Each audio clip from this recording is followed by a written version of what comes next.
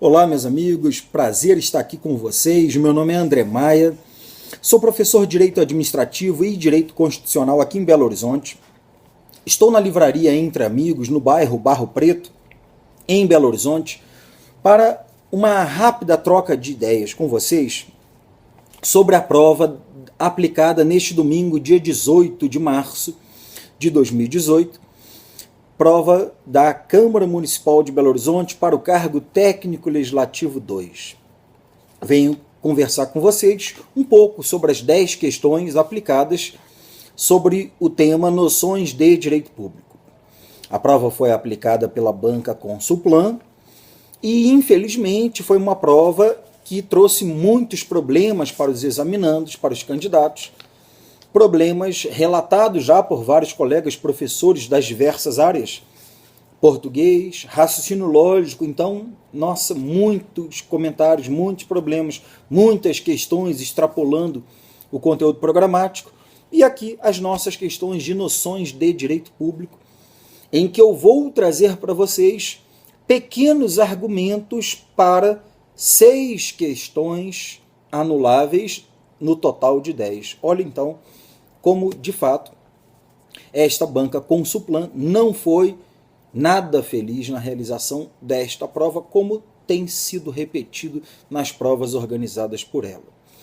Muito bem, vamos lá. Eu estou com a prova tipo 1 branca,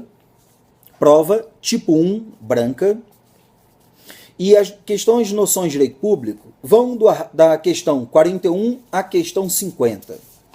Prova tipo 1 branca. Em relação à sua prova, por favor, faça adequação ao número da questão até para a hora de elaborar o seu recurso. A questão 41, a questão 42, a questão 43, a questão 46, a questão 47 e a questão 48, estas 6 questões são as questões que, na prova tipo 1 branca, eu sugiro a feitura dos devidos recursos, pleiteando a anulação das questões.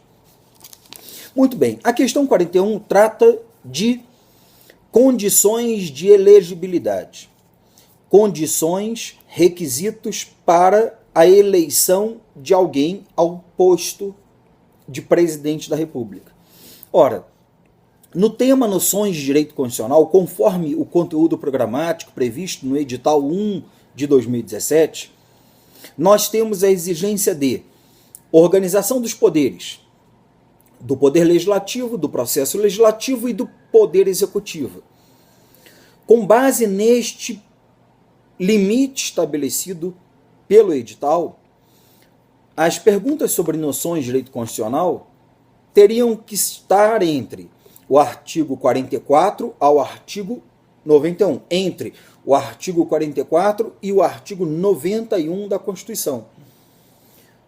Infelicidade foi esta questão, porque prevista está no artigo 14. Repare, artigo 14, bem longe do artigo 44. O artigo 14 está dentro do capítulo dos direitos políticos, capítulo que faz parte do título 2º dos direitos e garantias fundamentais. Nada a ver com o título da organização dos poderes.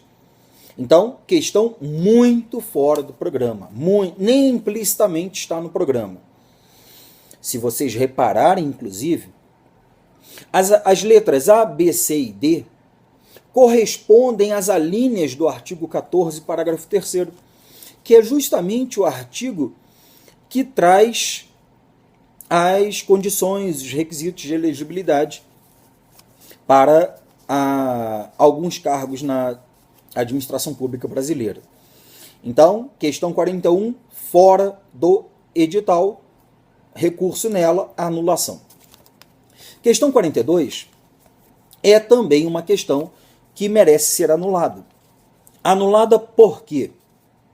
Olha, primeiramente nós estamos dentro do edital, porque a questão pergunta sobre competência privativa da Câmara.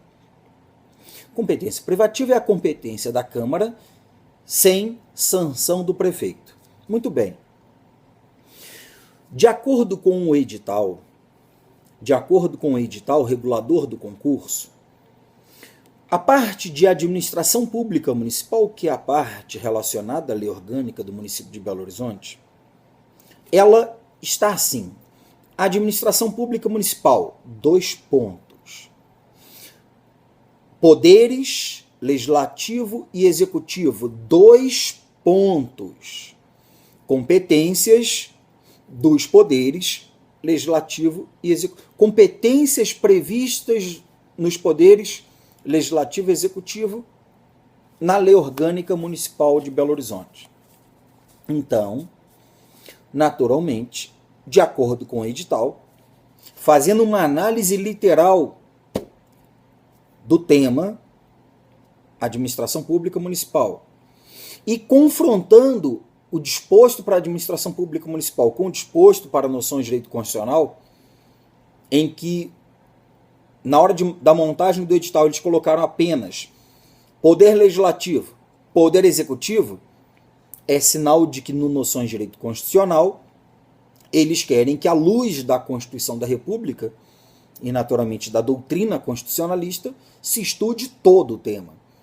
Só que quando em administração pública municipal eles colocam poderes legislativo e executivo, 2 pontos, eles delimitam a abrangência do tema, ficando restrito ao estudo das competências.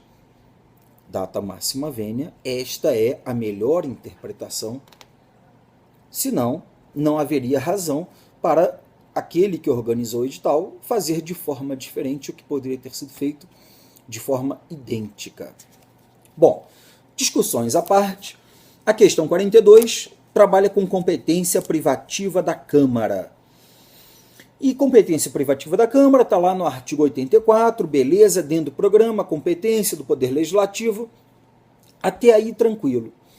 Só que quando a gente olha para as opções, 2 opções estão corretas, B e C. Processar e julgar o prefeito, autorizar a contratação de empréstimo. Tranquilo, competência da Câmara, conforme nós estudamos várias vezes, nos artigos 84, incisos 11 e 23. A letra A, que foi o gabarito da banca, de fato, na literalidade do texto da lei orgânica, a letra A está errada. Porque o artigo 84, inciso 13 da lei orgânica, dispõe para nós que compete privativamente à Câmara Municipal proceder à tomada de contas do prefeito não apresentadas dentro de 60 dias da abertura da sessão legislativa. E aqui a questão disse dentro de 90 dias. Então, por esta mudança na literalidade, a letra A é efetivamente aquilo que a questão pede, porque a questão pede para que você, dentro das competências privativas da Câmara, marque aquela que não é, pede a exceção. Então a letra A não é competência privativa da Câmara, tranquilo. Só que a letra D, que está no artigo 84, inciso 16 da lei orgânica, é uma competência que, se você pegar no site da Câmara hoje, baixa a lei orgânica, você vai ver que o artigo 84, inciso 16, está com risco. E do lado, inciso declarado inconstitucional pelo Tribunal de Justiça de Minas, na ADIM 117. Ora, se foi declarado inconstitucional e se a própria Câmara colocou na sua lei orgânica, lá no seu próprio site, com risco, é sinal de que isto não se aplica. E se não se aplica, não mais é competência privativa da Câmara. Então nós temos, na verdade, 2 respostas aqui. Porque eles pedem, com base na lei orgânica, compete privativamente à Câmara, exceto. Então é para você marcar aquilo que não é competência privativa da Câmara. A letra A não é por conta do prazo. E a letra D também não é porque declarada inconstitucional pelo Tribunal de Justiça de Minas. Então, questão 42, anulação, porque há 2 respostas. Questão 43, anulação. Porque a questão 43 trabalha com competência do município. E a nossa prova pede literalmente no edital competências dos poderes legislativo e executivo. Ora, município não é o poder. Município é o ente federativo, é o ente político, é a pessoa jurídica de direito público interno, que tem competências enquanto ente da federação. Isto é o estudo da organização do município e não da organização dos poderes. Tanto que os itens colocados na questão 43 foram retirados do artigo 13 e do artigo 12. Um item do artigo 13 e 2 itens do artigo 12 da Lei Orgânica. Artigo 12 está fora da organização dos poderes. Na Lei Orgânica, a Lei Orgânica vai falar de poder legislativo e de poder executivo lá nos artigos 70 ao 114. Como é que eles vão pegar um item que está no artigo 12, lá em outro capítulo, em outro título?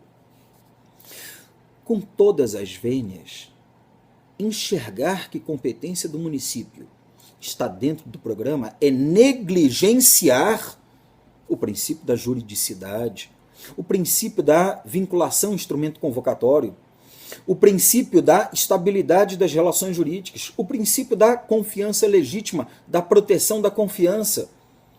É negligenciar o interesse do seu aluno, o interesse do examinando, o interesse do candidato em ter uma prova justa, uma prova lícita. Temos que reconhecer que o artigo 13 ele está implicitamente no programa. O artigo 13. Porque o artigo 83, que traz as competências da Câmara com sanção do prefeito, lá no seu inciso 17, vai nos dizer: compete à Câmara, com sanção do prefeito, dispor sobre de todas as matérias de competência do município, especialmente sobre as matérias decorrentes da competência comum entre município, União e Estado, prevista no artigo 13 desta lei orgânica. Beleza, o artigo 13 foi mencionado pelo artigo 83, inciso 17. Tranquilo, o artigo 13 é aceitável, tanto que nós estudamos o artigo 13. Mas a questão 43 tem 3 itens para serem analisados, para que você marque, estão corretas, itens 1 e 2, 2 e 3, 1, 2 e 3. E destes 3 itens, 1 traz o artigo 13.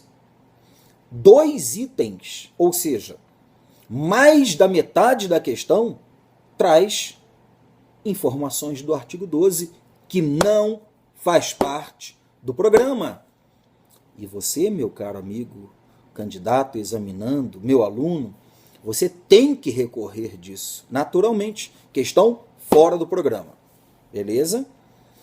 Não obstante estar fora do programa, a questão traz a sua correção na letra A, porque, conforme o artigo 13 e o artigo 12, nos seus incisos, a resposta é letra A.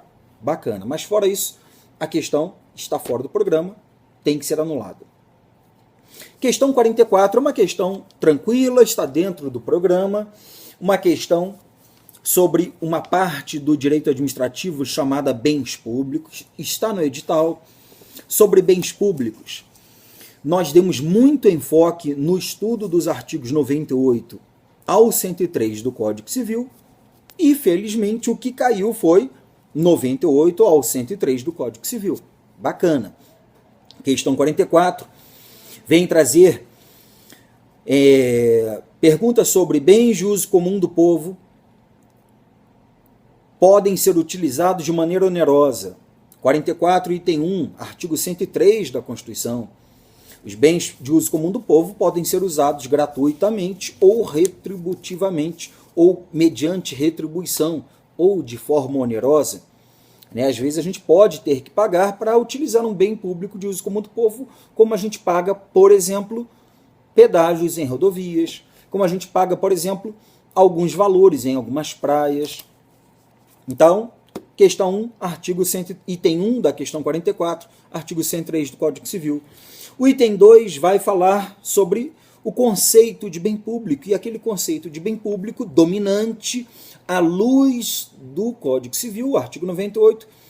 Bem público é aquele domínio nacional pertencente às pessoas jurídicas de direito público interno, e os bens das demais pessoas são bens privados ou particulares. Beleza? Item 2, correto, artigo 98 do Código Civil. O item 3 está incorreto, porque o item 3 vai dizer que os bens dominicais que constituem patrimônio da pessoa jurídica de direito público, perfeito, isto é o artigo 99, inciso 3º, e por isso jamais podem ser alienados. Aí ficou errado, porque de acordo com o artigo 101 do Código Civil, os bens dominicais, ou para alguns autores, os bens dominiais, eles, por não estarem afetados a uma finalidade pública, eles podem ser alienados, sim, na forma prevista em lei. Então, o item 3 está errado.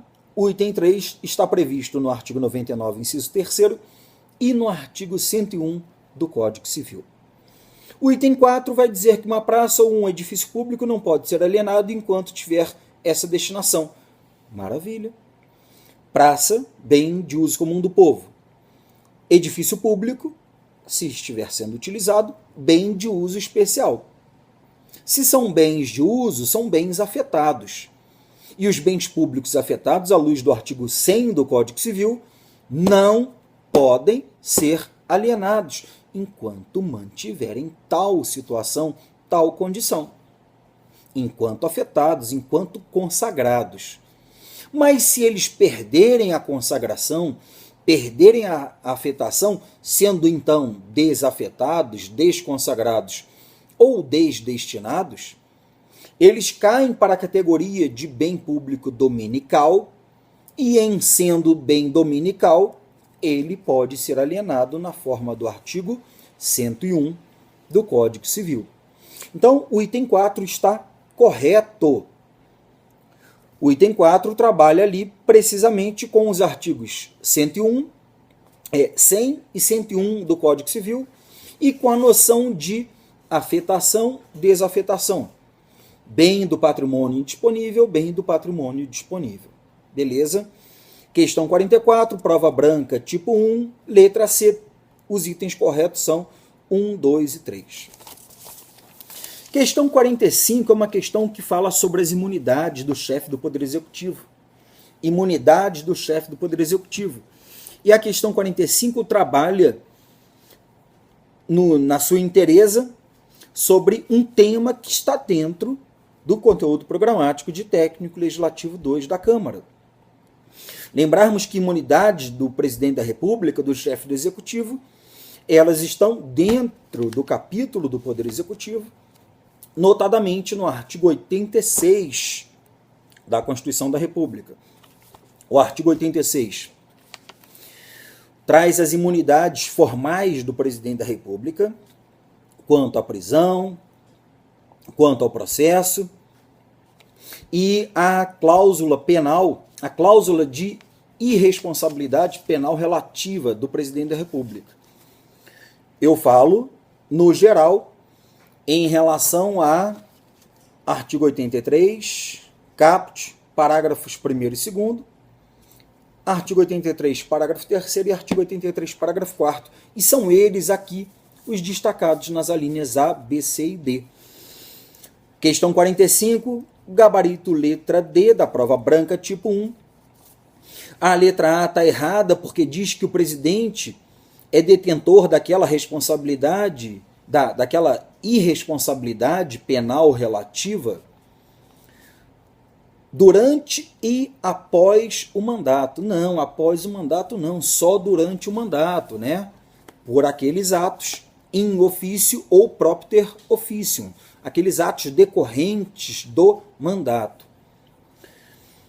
A letra B está errada porque o presidente da República não tem a imunidade material, imunidade substancial, imunidade de conteúdo ou inviolabilidade.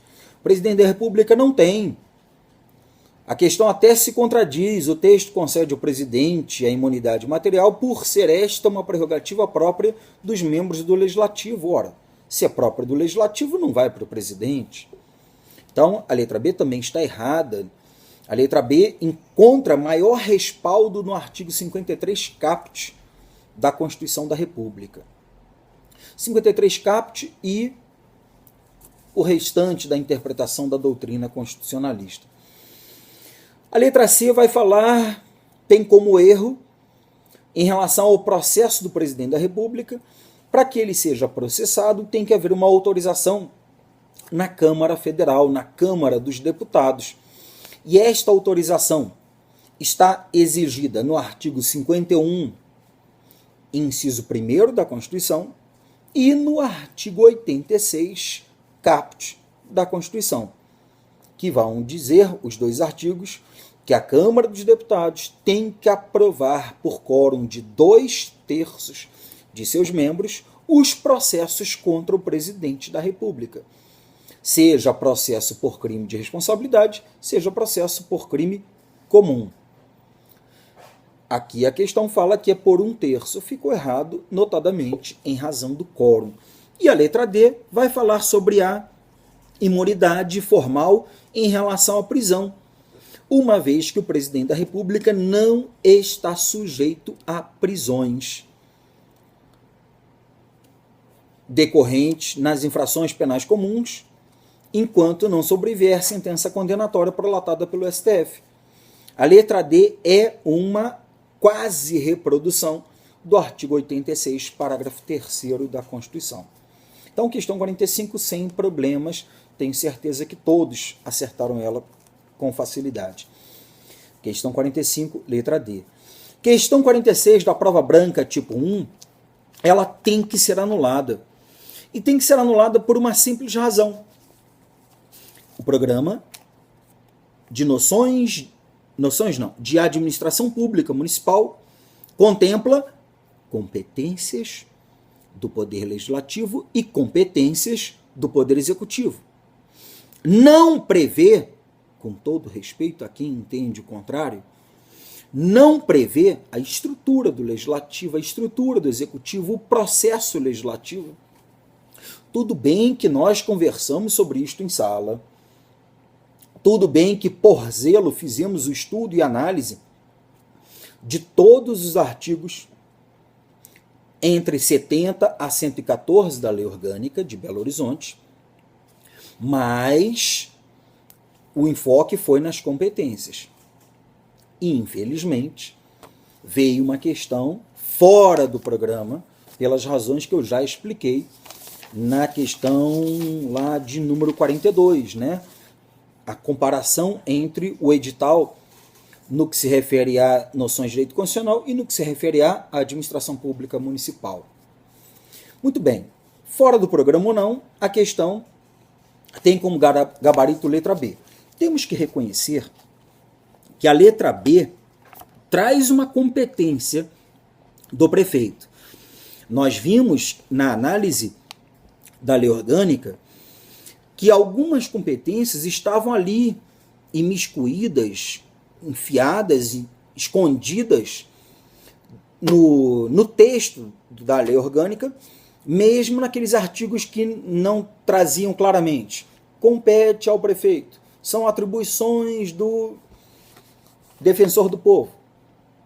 Havia artigos em que a competência estava escondida, implícita. Era o caso deste artigo 91 da Lei Orgânica, que falava da possibilidade, que fala, né, ela não mudou, que fala, que dispõe acerca da possibilidade de o prefeito solicitar urgência nos projetos de sua iniciativa.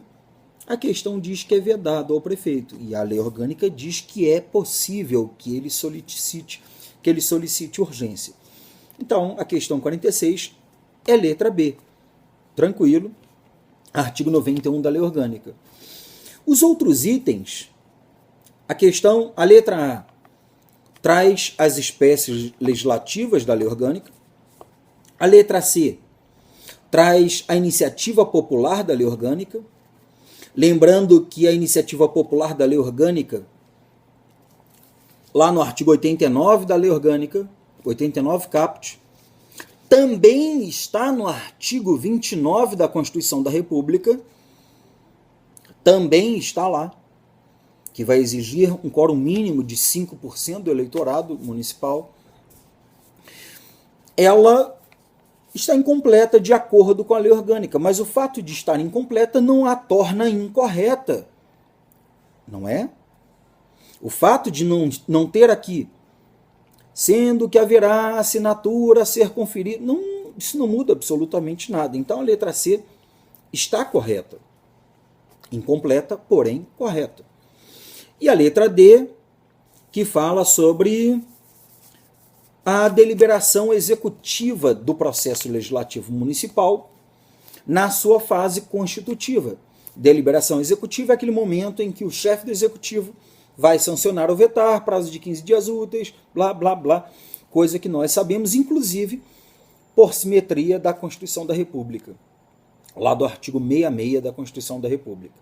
Então, a letra D, que trata do artigo 92, também está correta. Questão 46 deve ser anulada porque fora do programa, mas a resposta é a letra B. Tirante o problema de estar fora do edital, a questão não tem maiores vícios. Vício suficiente para anular a questão, né? Questão 47, outra anulável. Só que aqui, a anulação é uma anulação em que, não que ela seja forçada, mas que a banca já é difícil de trabalhar porque ela mal consegue elaborar as questões. Então, regra geral, mal consegue reconhecer os seus próprios erros. Então vamos enxergar que a nossa lei orgânica, a nossa questão 47 prevê questionamento sobre o princípio da autotutela. Uma questão sobre princípios da administração pública. Bacana. O princípio da autotutela é um princípio que encontra fundamento essencialmente nas súmulas 346 e 473 do Supremo Tribunal Federal. Tranquilo, sabíamos disso, estudamos as súmulas. Se você olhar as letras A, C e D da questão 47, prova tipo 1 branca, a letra A é a parte inicial da súmula 473. A letra C é a parte final da súmula 473, com um pequeno comentário que eu vou fazer. A letra D é quase que o texto conjugado da súmula vinculante, da súmula 473. Súmula 473, nada de vinculante. Súmula 473 do Supremo Tribunal Federal. Muito bem, a letra B, que foi a resposta da banca, é uma informação, para e pensa comigo. O texto dela foi retirado, independentemente de qualquer comentário doutrinário sobre o princípio da autotutela, o texto foi retirado praticamente na sua inteireza do artigo 54, caput, da lei federal, que não é uma lei nacional, muito menos uma lei municipal, da lei federal 9784 de 99. Ora, a lei 9784 de 99 estava no edital? Não. O tema tratado na lei processo administrativo estava no edital? Não. Ainda que a lei fale de processo administrativo federal, poderiam empurrar a lei no estudo do processo administrativo genérico. Ou então, o tema atos administrativos, que tem muito suporte nesta lei, estava no edital? Não. Então, data máxima vênia, com todos os respeitos a quem entenda o contrário, todos os respeitos imagináveis, esta questão aqui, ela não poderia ter sido, ou esta afirmativa aqui, não poderia ter sido colocada para o técnico legislativo nível médio. Não há nenhuma exigência de formação em direito para o cara, supostamente, ter uma visão geral da matéria. Esta informação não é uma informação genérica do princípio da autotutela. É uma informação retirada, precisamente retirada, do texto do artigo 54 da Lei 9784. Porque o examinando tinha que saber, conforme o texto aqui, que o direito que a administração tem de anular os atos que tenham, de que decorram efeitos favoráveis para destinatários de boa fé, este direito decaía em 5 anos. E que para os destinatários de má fé, este direito não está sujeito a prazo. Texto da Lei Federal 9784. Por esta razão, a letra B não pode ser validada como resposta, porque a letra B extrapola, no meu sentir, extrapola os termos do edital. Tudo bem que a maioria acertou a questão, porque as letras A, C e D faziam com que você lembrasse do tema. Porque ele quer aquilo que não corresponde ao princípio da autotutela. Letra B. Porque diz que o exercício da autotutela é imprescritível. Não, não é imprescritível. Depende. E o que depende do texto previsto na Lei 9784. Por esta razão, eu sugiro recurso e pleiteando a devida anulação por não haver resposta. Só que um outro problema que nós temos nesta questão 47 é a letra C. A letra C, que em primeiro momento foi tratada como correta.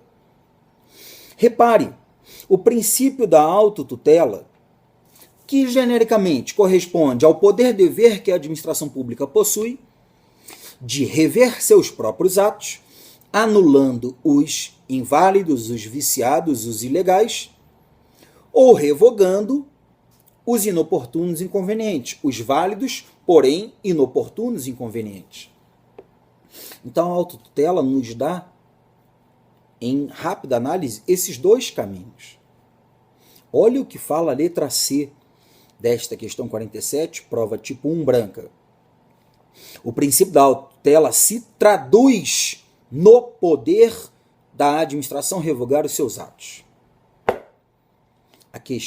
A letra C ignorou solenemente a possibilidade de anular os seus atos ilegais. Simplesmente trabalhou com a possibilidade de revogar.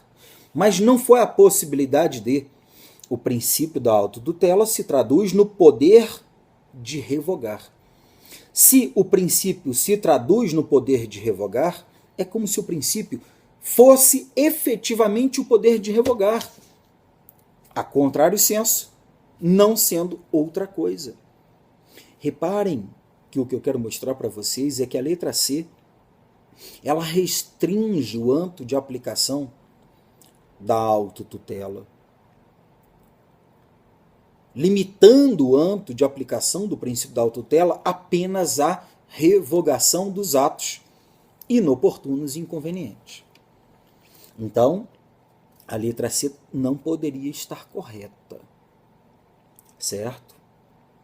Então, nós teríamos aqui uma questão para ser anulada, por duas razões que eu acabei de passar para vocês. Questão 48, outra outra questão passível de anulação, e aqui é para ser anulada com muita força, com muita veemência. Porque a questão trouxe um trecho de um julgado do Supremo Tribunal Federal, o trecho da reclamação constitucional 6650, no meu sentir, né, para uma prova de técnico nível médio, é um pouco extravagante, né, para não falar exagerado demais, covarde, enfim, colocar isso para que um examinando, em que a exigência é só o nível médio, interpretasse o texto de uma ementa de um julgado de qualquer tribunal que seja.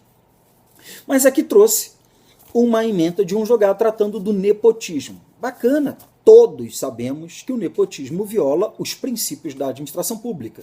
Empregar parentes, contratar parentes para cargos comissionados, nomear, né, tecnicamente falando, para cargos de confiança sob sua tutela ou de forma cruzada, nepotismo cruzado, mediante designações recíprocas. O nepotismo é proibido. Há vários julgados nesse sentido. Há a súmula vinculante 13 também tratando do nepotismo. Nepotismo, nomear parente para cargos de confiança. Proibido. Proibido por quê? Porque viola os princípios da administração pública.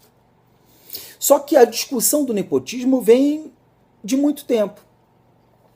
E há muito tempo o Supremo Tribunal Federal vem soltando julgados dizendo: o nepotismo viola os princípios da administração pública. Viola. Olhemos as opções. Eficiência, moralidade e impessoalidade, a letra D a gente ignora.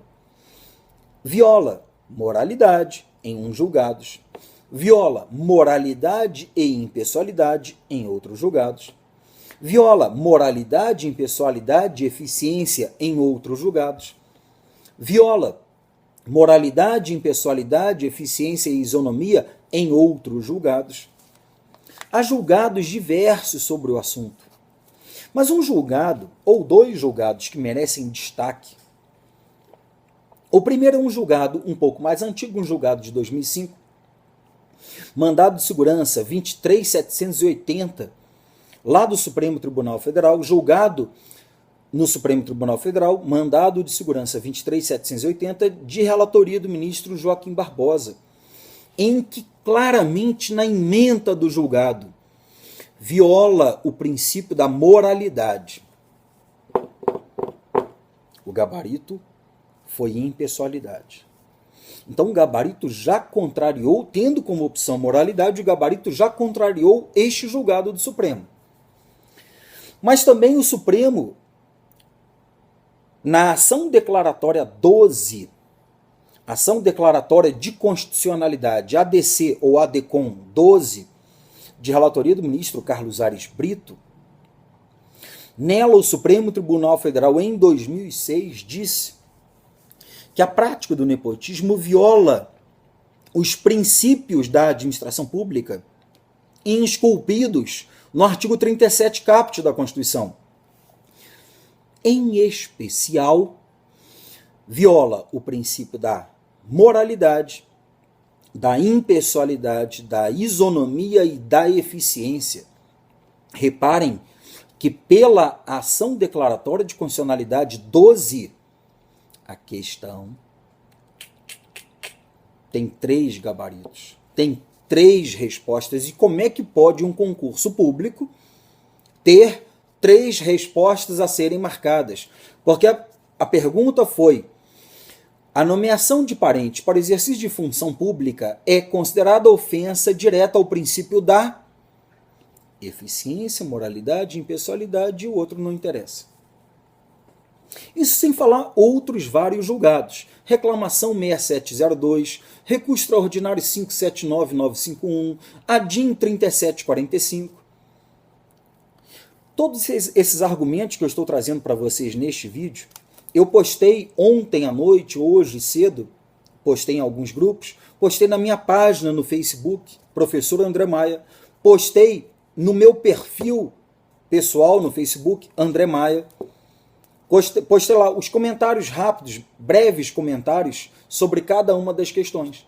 E ali eu coloquei, naturalmente, as razões para o recurso pleiteando anulação, inclusive estes julgados, em alguns casos, com emendas.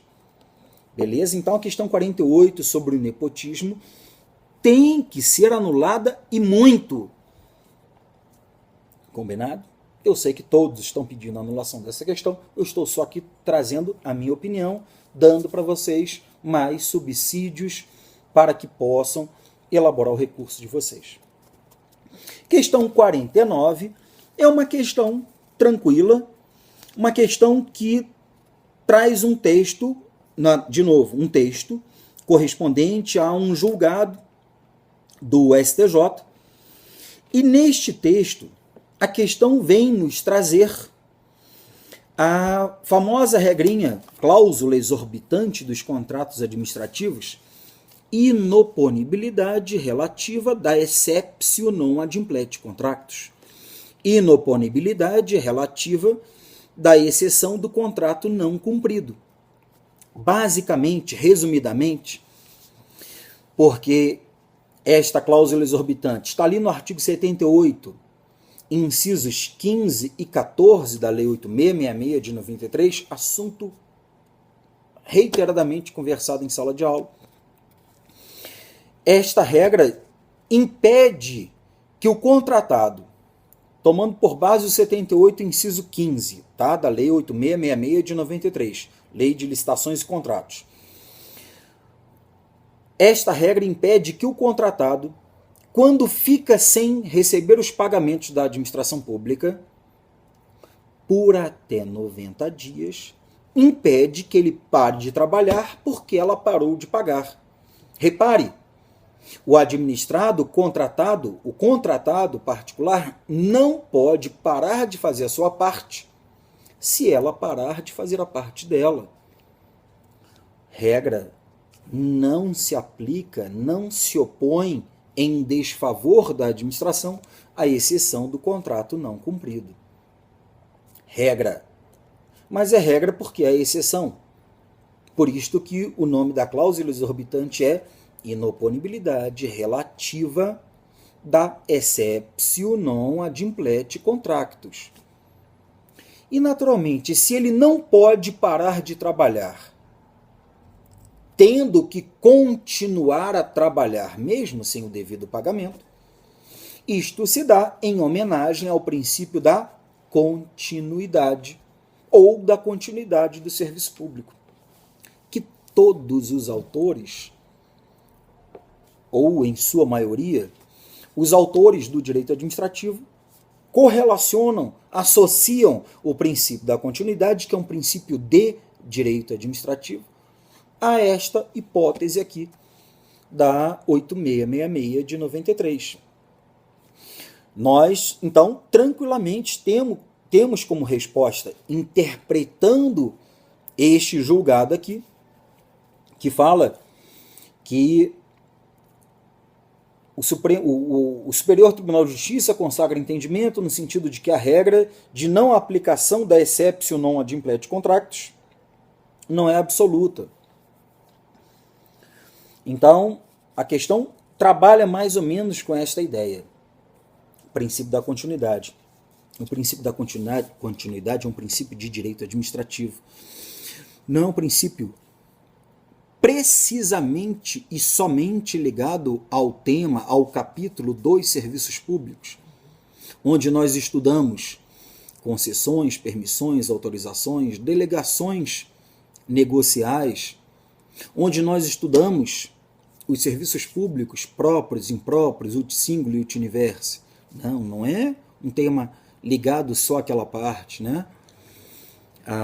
O princípio da continuidade, inclusive, o Supremo Tribunal Federal, nos mandados de injunção 670, 708, 712, de relatorias do ministro Gilmar Ferreira Mendes e do ministro Eros Roberto Grau, o Supremo Tribunal Federal associou o princípio da continuidade do serviço público ao tema servidores públicos. Então não é um tema só de serviço público. Logo, o princípio da continuidade é plenamente cabível e o que a doutrina administrativa faz é confirmar continuidade com este caso. Isso, obviamente, matéria de sala de aula, todos acertaram a questão 49. Não há problema nenhum nela. E a questão 50, por fim, uma questão bem simples de poder legislativo, de organização dos poderes, questão que vem trabalhar com a ideia do sistema de freios e contrapesos, da independência e harmonia dos poderes, do sistema checks and balances, que a gente também comenta o nome em sala de aula, né, que vez por outra pode o examinador trazer um nome diferente. Mas o que basicamente nós temos o poder legislativo é um poder que tem duas grandes funções constitucionais, duas grandes funções típicas. Função legiferante, função legisladora, função de elaborar as leis, as espécies legislativas, e a função controladora, a função fiscalizatória. Ora, se são duas funções típicas e as duas estão previstas na Constituição, não há hierarquia entre normas constitucionais. Por conseguinte, não há hierarquia entre as funções típicas. Elas possuem igual importância. Igual importância. Mas também sabemos que o Poder Legislativo possui funções atípicas. As funções que decorrem da atividade típica dos demais poderes. Então, o Poder Legislativo tem a função típica administrativa, executiva, quando, por exemplo, faz seus concursos, realiza os seus procedimentos licitatórios, nomeia e exonera servidores, firma seus contratos administrativos. E o Poder Legislativo também tem a função atípica julgadora ou judicante, quando o Congresso Nacional julga as contas do presidente da República, quando o Senado Federal julga o presidente da República por crime de responsabilidade.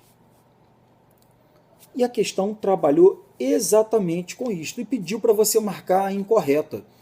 E a incorreta é a letra A da questão 50 da prova tipo 1 branca, que vai nos dizer, relativamente a essas duas funções típicas do Poder Legislativo, de legislar e de fiscalizar, entre parênteses, deve-se ressaltar que ambas estão hierarquizadas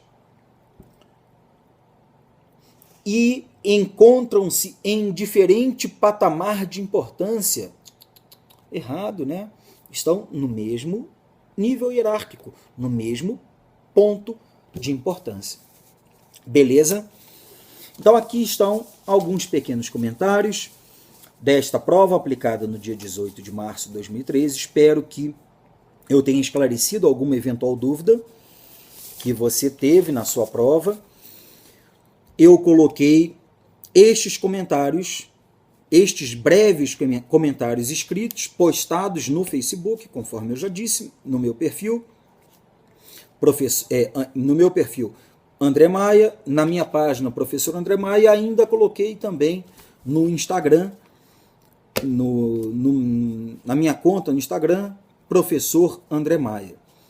Então, espero ter ajudado e que a sua nota tenha sido boa, que você efetivamente, se for o caso, se houver a necessidade, recorra, porque recorrer é um direito seu e você tem que exercer o seu direito até para pleitear voos maiores, quem sabe um resultado melhor, e que você consiga o melhor resultado possível, com ou sem anulações, que você consiga o melhor resultado possível.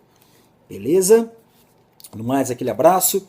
Voltamos com um outro vídeo em outro momento. Bons estudos!